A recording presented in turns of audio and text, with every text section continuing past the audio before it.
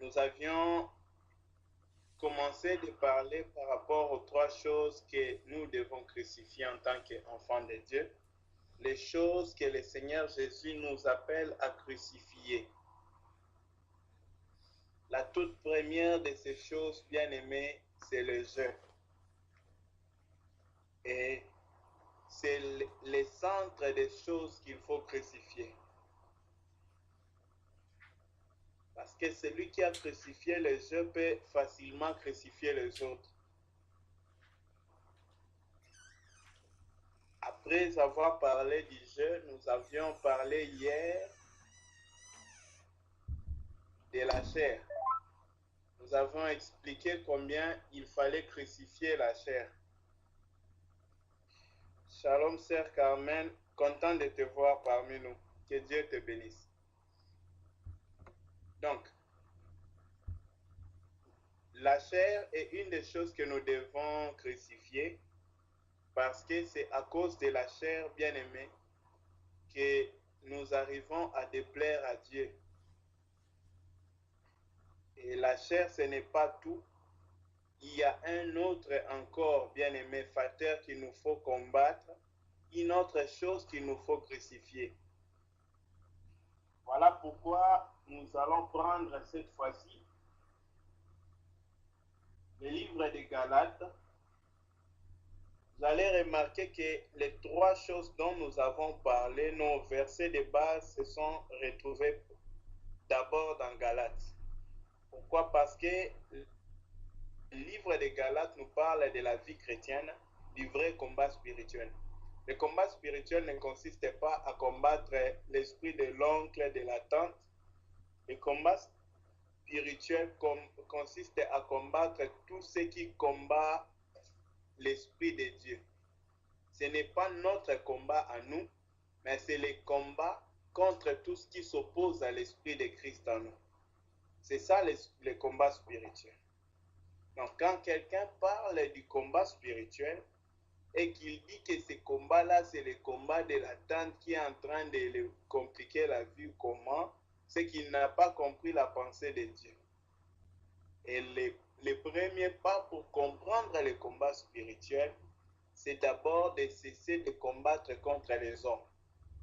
La parole de Dieu déclare ceci.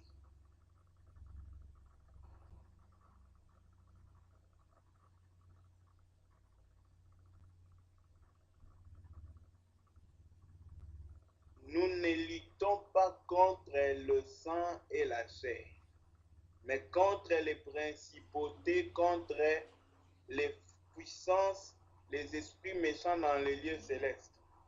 Voilà ce que nous luttons contre. Mais pour lutter contre cela, bien-aimé, il faut d'abord arrêter de lutter contre la chair, contre les hommes, contre les sangs.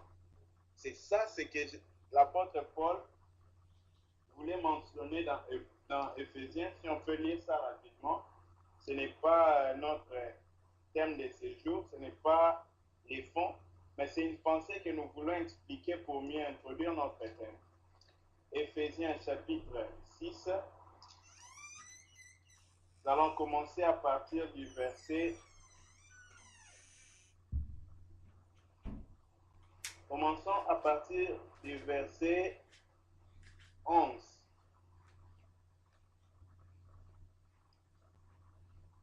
Prenons même le verset 12 uniquement, car nous n'avons pas à lutter contre la chair et le sang, mais contre les autorités, contre les princes de ce monde, des ténèbres, contre les esprits méchants dans les lieux célestes.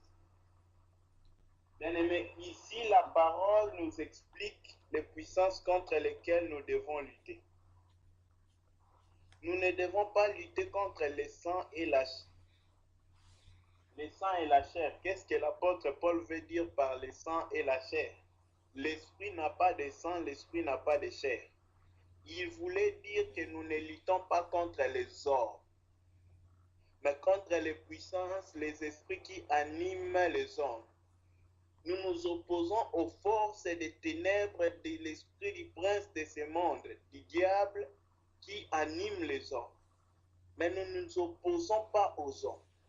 Voilà pourquoi, bien-aimé, le premier pas du combat spirituel, c'est de connaître ton ennemi. J'ai béni le Seigneur pour un merveilleux livre qu'a écrit notre bien-aimé Zach. Je vais essayer de le retrouver, le partager ici sur le mur.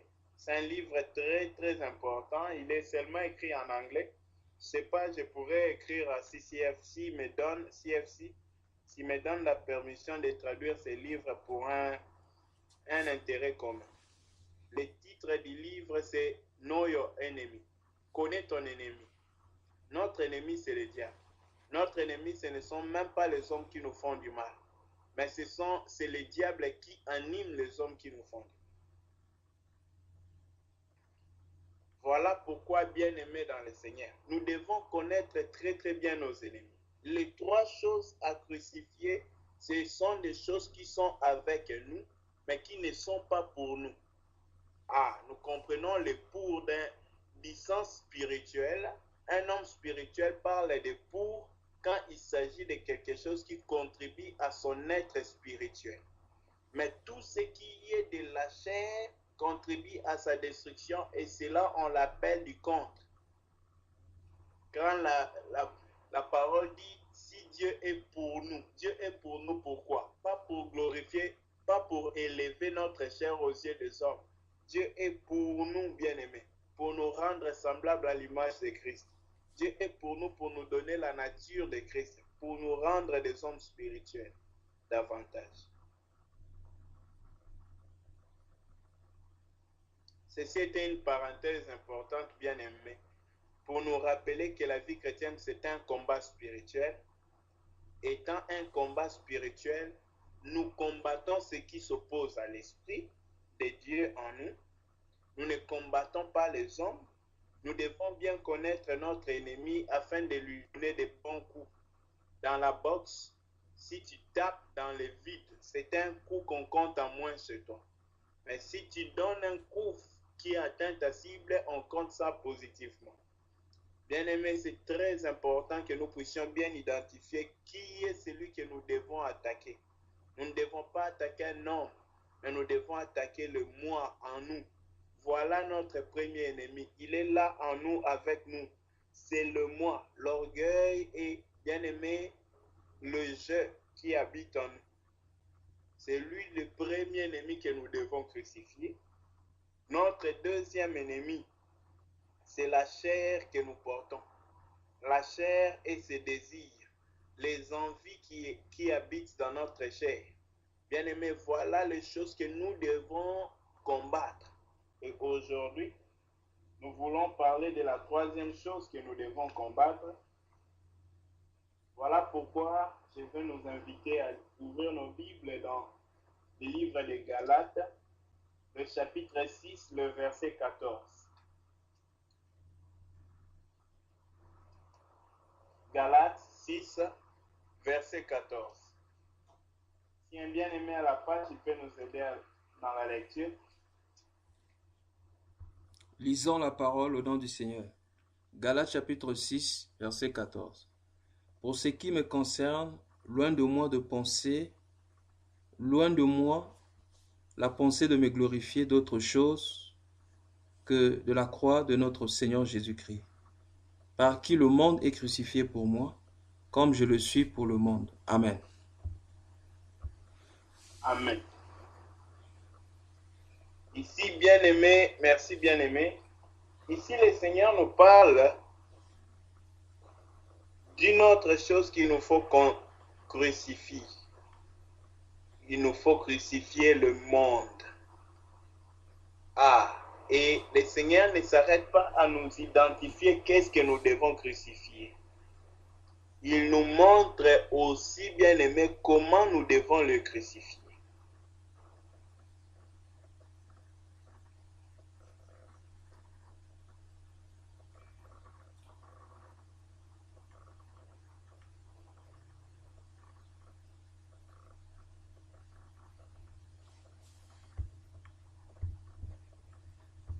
Comment nous devons crucifier?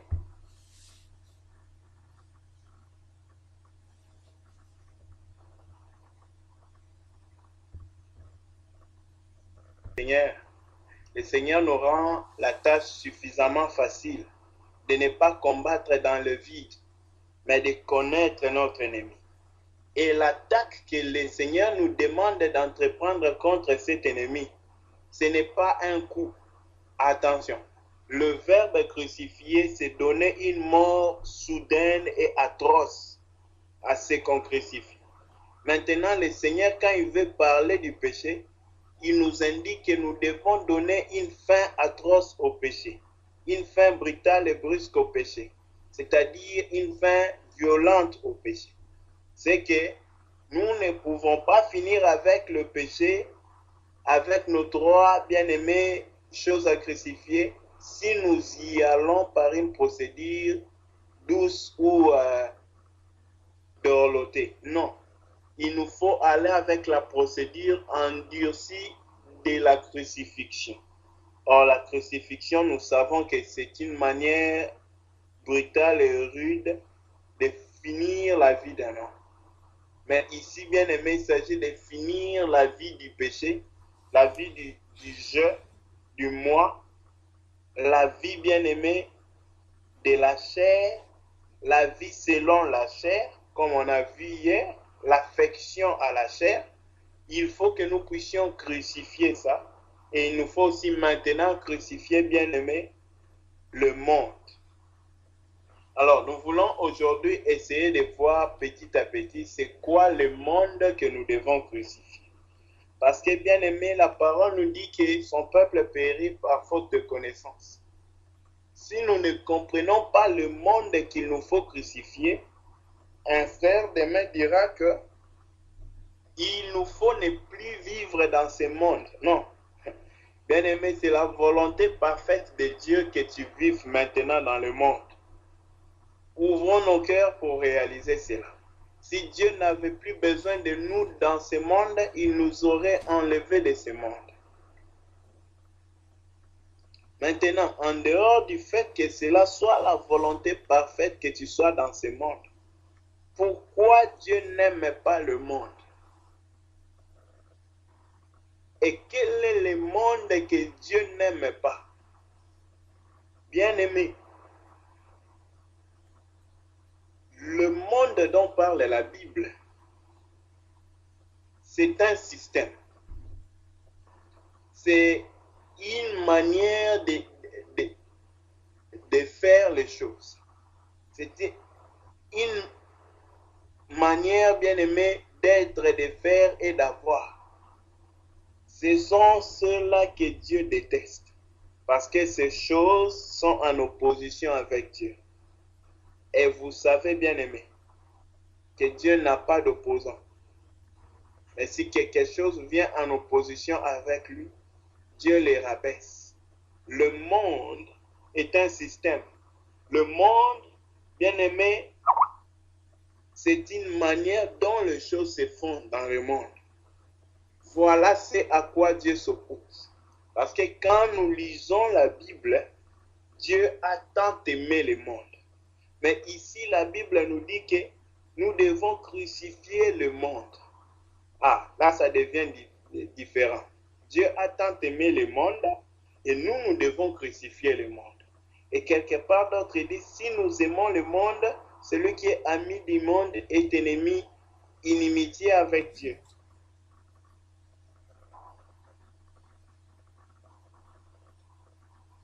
C'est que le monde dont Dieu parle, que nous ne devons pas aimer, que nous ne devons pas bien aimer nous attacher à. C'est le système, la manière dont les choses s'opèrent, s'accomplissent et se font dans ce monde. C'est ce que Dieu n'aime pas. Et c'est ce que nous, en tant qu'enfants de Dieu, nous devons éviter. Dieu rabaisse tout ce qui s'oppose à lui. Et c'est ça, bien aimé, la raison pour laquelle Dieu n'aime pas le monde. Parce que le monde, bien aimé, est influencé par un esprit, par le prince de ce monde. Écoutez comment l'homme spirituel va appeler le diable. il appelle le prince de ce monde. Bien-aimé, quand Jésus appelle ce monde le diable est le prince de ce monde, c'est que le monde dont nous parlons, bien-aimé, c'est un système qui fonctionne sous l'influence, bien-aimé, de ces princes de ce monde. On connaît un prince, c'est qui? C'est quelqu'un qui a un pouvoir dans une principauté. Dans la principauté, il a l'autorité, le pouvoir d'agir et d'opérer. Voilà comment, bien-aimé, dans un monde comme celui-ci, beaucoup de choses sont influencées par le prince de ce monde.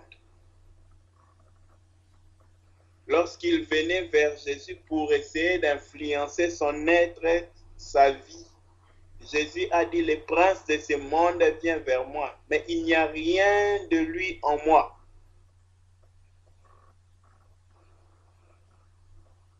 Le prince de ce monde n'a rien en Jésus-Christ qui lui appartient. Bien-aimé, le monde, c'est ce système qui est conduit par la puissance des ténèbres.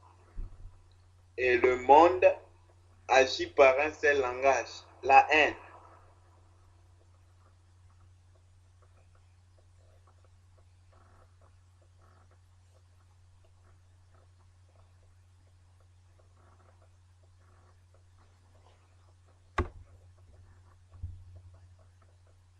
En tant qu'enfants de Dieu, devons-nous faire? Comment devons-nous nous opposer au monde? Nous avions bien insisté sur le fait que le monde, c'est le système qui gère ce monde. C'est l'influence qui impacte ce monde. C'est l'influence qui, bien aimé, affecte ce monde. C'est l'influence qui dirige les vents de ce siècle présent, bien aimé. Toutes les choses que vous voyez qui deviennent si importantes dans ce monde, les choses pour lesquelles les hommes se cognent les têtes dans ce monde, bien aimé, ce sont les choses que le monde est en train de courir après. Et le monde est influencé par ces choses. Parce que le prince de ce monde est celui qui lance cette influence pour contrôler, pour dominer et pour marcher sur les hommes. Mais toi et moi, enfants de Dieu, notre position par rapport à ce monde doit commencer par une seule chose. C'est de savoir que ce monde ne l'a point aimé, il ne nous aimera pas. Pourquoi je dis ça? Ce n'est pas pour nous amener la haine ou la répulsion des gens dans ce monde. C'est par contre pour nous amener la répulsion de l'amour de ce monde. Dieu n'est pas contre le fait que nous soyons dans ce monde. Jésus-Christ est venu dans ce monde, mais Dieu est contre le fait que nous soyons amis de ce monde. Qu'est-ce que je veux dire par amis de ce monde? Amis des valeurs que ce monde défend. Dans ce monde défend la valeur richesse. Si tu as une richesse mondaine, temporaire, éphémère de ce siècle présent, ce monde te valorise. Tu deviens important pour ce monde. Mais Dieu bien-aimé, ta richesse, ton manque ne change rien de combien Dieu te considère. Dieu ne considère pas un homme parce qu'il est riche ou parce qu'il est pauvre.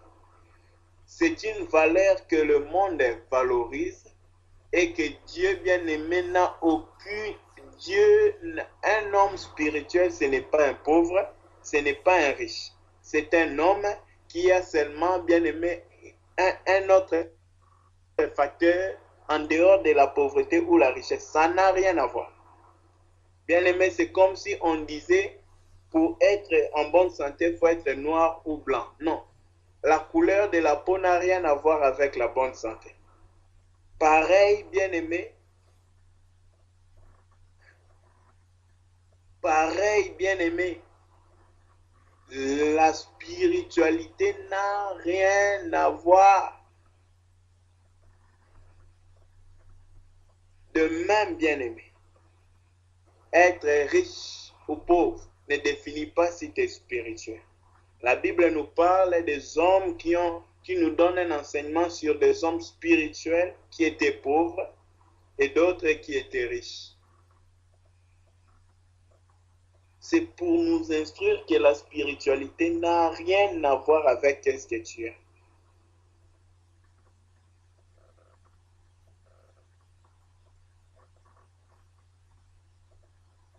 Mais bien aimé, le jour où notre cœur est dirigé à quelque chose, impacté, influencé sur une décision par rapport à une valeur du siècle présent, c'est là, bien aimé, que nous oublions notre ennemi.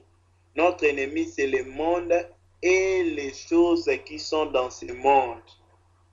Ah, voilà pourquoi nous allons faire un tour dans Jean 1 Jean 2, 15 à 17.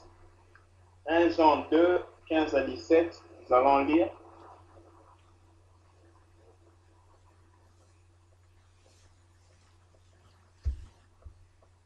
Lisons juste le verset 15.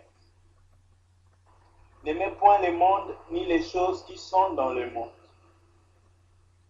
Si quelqu'un aime le monde, l'amour du Père n'est point en lui.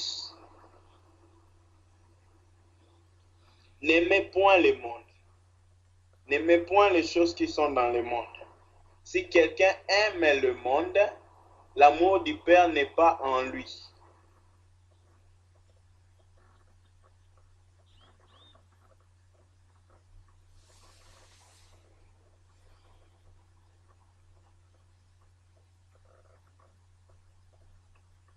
Bien-aimés dans le Seigneur, le monde que nous ne devons pas aimer, c'est l'ensemble de ces valeurs que le système de ce monde apprécie. Voilà pourquoi dans ce monde, beaucoup de choses que l'homme apprécie, l'homme considère, Dieu les déconsidère. Dans ce monde, un homme qui est violent, les hommes vont l'aimer et le respecter. Mais un homme qui est doux, les hommes vont l'écraser, marcher sur lui. Mais Dieu bien-aimé, il supporte l'homme qui est doux et il écrase l'homme qui s'est fait fort, s'est dit fort. Bien-aimé, dans ce monde, ce que ce monde considère comme quelque chose de grand, aux yeux de Dieu, cela est rien. Par exemple, la possession de biens matériels dans ce siècle. Dieu sait que cela est vain parce que ça va finir. Cela est vain même pendant que tu en as parce que, bien aimé, ces choses-là ne vont jamais rassasier ta vie.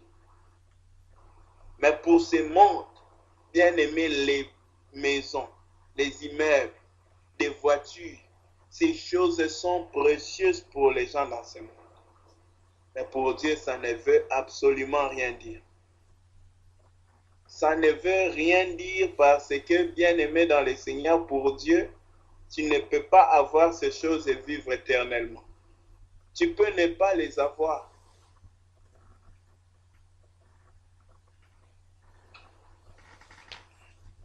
Ce monde, bien aimé, valorise beaucoup de choses que Dieu ne valorise pas. Et ces choses, ces valeurs-là, bien aimé, sont les choses qui constituent le système de ce monde. Voilà ce que Dieu nous appelle à ne pas aimer, à ne pas nous affectionner, à ne pas nous passionner à ces choses, avoir la passion pour ces valeurs de ce monde. Il dit d'abord, n'aimez point le monde. Le monde dont il parle ici, c'est le système de toutes ces choses. Ensuite, il précise, n'aimez pas les choses qui sont dans le monde. Ah, quelles sont ces choses qui sont dans le monde? Dans le monde, au verset 16, il précise, il y a la convoitise de la chair, la convoitise des yeux et l'orgueil de la vie. Dans le monde, il y a la convoitise de la chair, la convoitise des yeux et l'orgueil de la vie.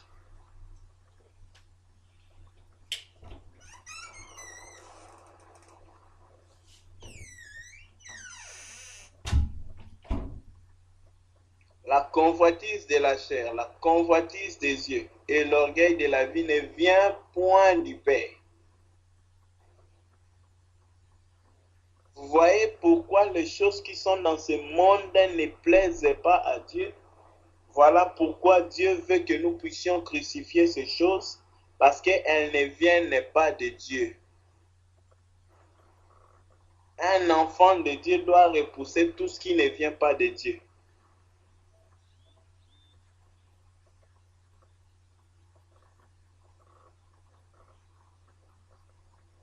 Voilà les choses qui sont dans ce monde.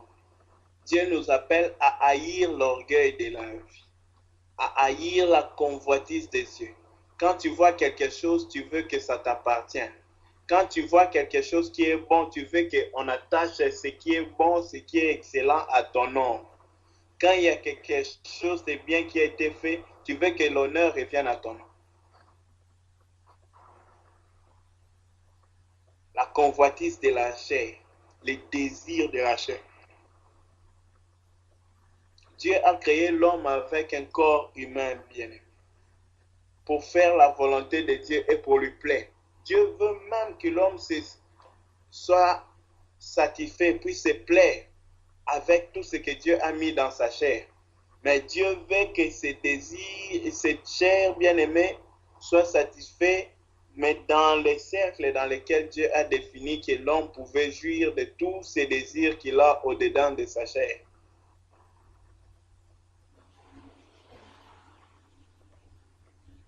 Bien-aimés dans le Seigneur, les désirs de la chair tels que le sexe, la bouffe ne sont pas mauvais. Mais Dieu ne veut pas seulement que nous puissions en abuser. Nous puissions en aller au-delà. Voilà pourquoi pour le sexe, il a défini les mariages. Et même dans les mariages, il a précisé sur les temps de prière et de jeûne. Il convient, il serait mieux que ceux bien-aimés qui sont mariés puissent se disposer à recourir à la prière et à revenir bien-aimés à leur intimité. Concernant bien-aimés, la bouffe, Dieu précise que celui qui mange au-delà, il pêche. Parce que bien-aimé, il manifeste les œuvres de la chair.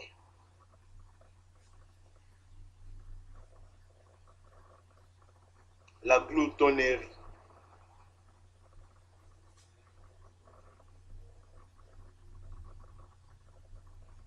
Ces choses ne viennent pas de Dieu.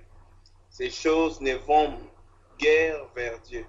Parce qu'elles ne viennent pas de Dieu, elles vont vers le diable. Tout ce qui ne vient pas de Dieu vient du diable. Il n'y a pas un troisième intermédiaire.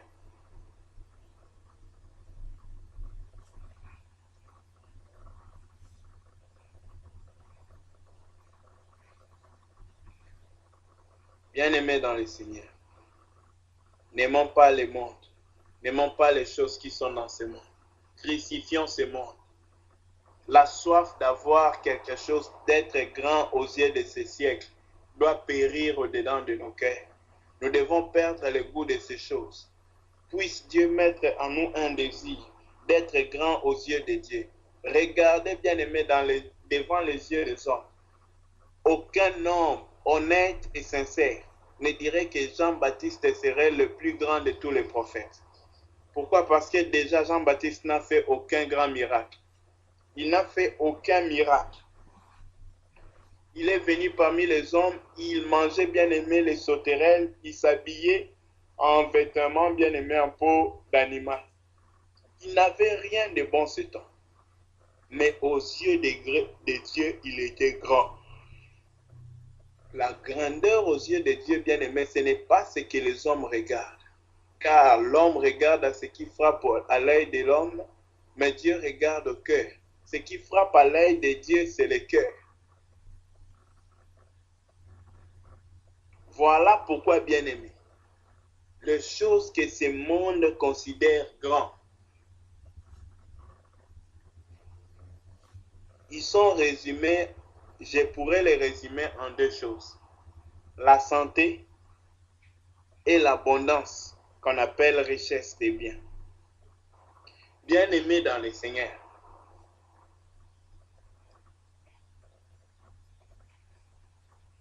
plus que la richesse, l'homme aime la santé.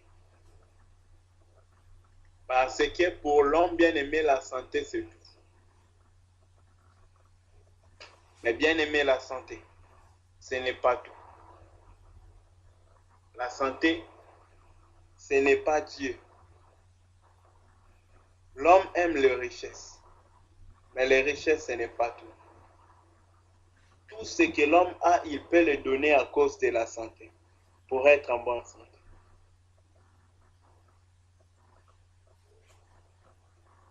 Les hommes courent après ces choses.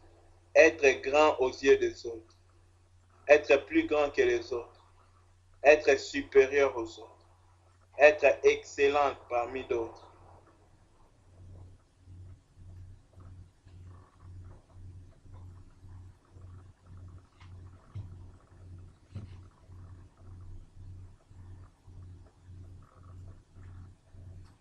Bien-aimés, voici les choses pour lesquelles nous devons travailler à fond. Voilà les choses pour lesquelles nous devons vraiment nous mettre au travail.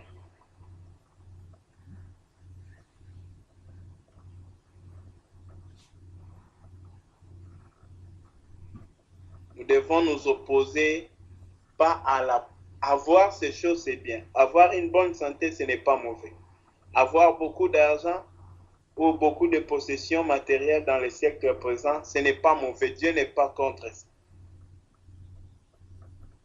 C'est simplement avoir une opportunité de beaucoup plus contribuer au règne de Dieu, au royaume éternel de Dieu, et aussi bien-aimé à aider, prendre soin des bien-aimés, des frères et sœurs.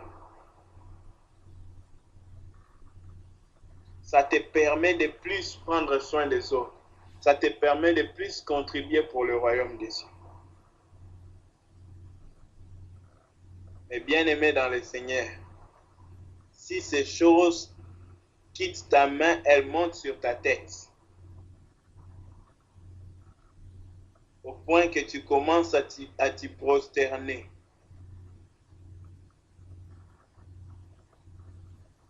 Là, il y a un vrai souci. Chercher à être grand, excellent aux yeux des hommes, c'est ignorer Dieu. C'est lui dire, toi, vous savez, s'il y a deux personnes devant moi, je suis conscient de la présence des deux. Dans mon cœur, je vais chercher à impacter celui qui a plus d'influence. Je vais donner un exemple. À l'école, bien-aimé, le jour où tu fais une récitation devant ton professeur, tu le fais normalement. Mais le jour où le directeur de l'école, le préfet, tous les chairman de l'école sont là, bien-aimé, tu fais ta récitation, c'est comme si c'était la dernière fois. Pourquoi? À cause de l'impact de qui est devant toi. De même, bien-aimé, un homme qui, devant les hommes de ce monde, il peut tout faire parce qu'il voit ces hommes. Combien devrait être à plus forte raison sa réaction parce qu'il voit Dieu? Ainsi donc, bien-aimés, ne cherchons pas l'attention des hommes. Ne cherchons pas l'approbation des hommes. Cherchons l'approbation de celui qui nous voit au-delà des hommes. Car chercher l'approbation des hommes bien-aimés, c'est humilier Dieu, c'est rabaisser Dieu, c'est dire à Dieu, tu n'es rien, ces hommes sont beaucoup. Je m'excuse pour le temps, on va finir avec ces versets pour expliquer ce que je viens de dire. Romains chapitre 1, verset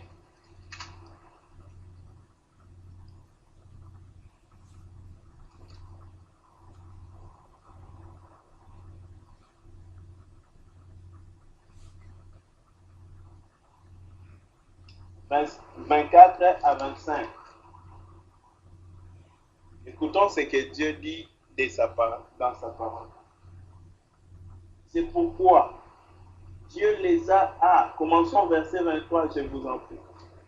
Et ils ont changé la gloire du Dieu incorruptible en image représentant l'homme corruptible, des oiseaux, des quadrupèdes et des reptiles. Ils ont changé l'image de Dieu en maintenant considérant l'homme comme s'il était Dieu. C'est ça la pensée que l'apôtre Paul donne ici. Ensuite, il continue. C'est pourquoi Dieu les a livrés à l'impureté, selon les convoitises de leur cœur. Ainsi, ils déshonorent eux-mêmes leur propre cœur. Ils ont changé la vérité de Dieu en mensonge et qui ont adoré et servi la créature au lieu du Créateur. Ils ont adoré et servi la créature au lieu du Créateur. Adoré et servi. Attention. Ceux qui étaient avec nous à Bangalore se souviennent de la conférence. Il s'agissait d'adorer Dieu et de le servir. Donc, le service pour Dieu est affecté par l'adoration de Dieu. Tu vas bien servir Dieu lorsque tu l'adores bien. Si tu ne l'adores pas bien, tu ne vas pas bien le servir. Ils ont adoré et servi la créature. Quand est-ce que toi et moi nous adorons la créature sans le savoir? Lorsque parce qu'un homme se tient devant nous, nous disons le mensonge à cause de cet homme, au lieu de dire la vérité. Qu'est-ce que nous faisons là? Nous disons à cet homme, tu es très puissant. Je vais dire ceci pour que ces mensonges me délivrent de ta main. Mais Dieu, il n'est pas puissant pour me sauver. Si je disais la vérité, est-ce que Dieu va me délivrer de ta main? Voilà simplement ce que nous nous disons au-dedans de nous. Le mensonge est tout puissant, il peut me délivrer. La vérité va m'amener des ennuis parce que cet homme qui se tient devant moi est très puissant. Il a la capacité d'agir, d'intervenir contre moi si je disais la vérité. Bien-aimés, voilà des cas où nous avions adoré la créature dans le passé. Nous faisons du mensonge un tout-puissant et du Dieu qui est tout-puissant, bien-aimé, nous l'anéantissons pour le mensonge. Nous venons simplement dire à la créature que Dieu a fait que, ô créature, tu es très grand et tu peux tout faire sur moi. Mais mon Dieu ne peut pas me délivrer de ta main. Ô bien-aimé dans le Seigneur, le jour où un roi a dit qu'il verra qui délivrera le peuple de l'Éternel de sa main, ce roi-là, Dieu l'a anéanti avec toute sa puissance. Dieu bien-aimé ne supplie personne. Dieu n'intercède personne. Il ne prie personne. Dieu rabaisse tout ce qui est élevé aux yeux des hommes. Il a humilié Pharaon parce que Pharaon était élevé aux yeux des hommes. Bien-aimé, les géants que tu vois devant ta vie, auxquels ta vie a osé fléchir hier, Dieu va nous amener à faire fléchir ces géants devant sa grandeur. Souvenez-vous, le roi de Babylone s'est incliné devant Daniel. Il ne voyait pas Daniel, mais il s'inclinait devant le Dieu qui était en Daniel. Dieu regarde avec dédain tout ce qui est élevé. Puisse le Seigneur nous remplir d'humilité, afin que nous puissions obtenir un regard favorable de sa part. Que Dieu nous bénisse.